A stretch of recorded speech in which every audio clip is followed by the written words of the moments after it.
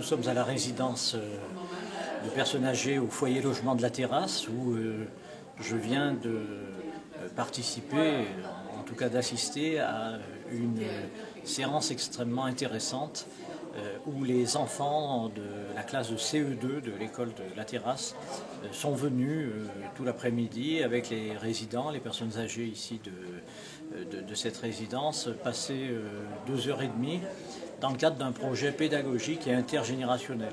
Alors pédagogique parce que ça n'est pas une action ponctuelle, elle se déroule toute l'année avec un très gros investissement du personnel enseignant en particulier.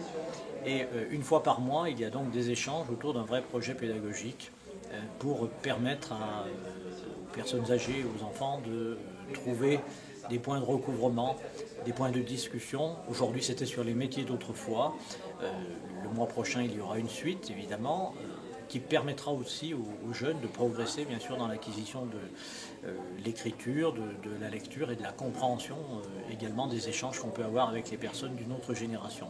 C'est là aussi une expérience assez rare en France. Nous sommes l'une des premières villes à l'avoir lancée. Il y a une très grande satisfaction, aussi bien des résidents que des enfants, et on a vu un très très bel après-midi avec une progression pour les enfants qui suivent leur scolarité, mais aussi l'appropriation d'une autre époque finalement et des échanges avec des personnes d'un autre âge, mais extrêmement attachantes. C'est un très beau succès et bien sûr ça demande beaucoup de mobilisation de nos animateurs ici à la résidence, du personnel de l'éducation nationale, mais ça vaut vraiment le coup et là encore Saint-Étienne est en avance. Vous avez prêté une chanson bretonne qui s'appelle Trimartelot.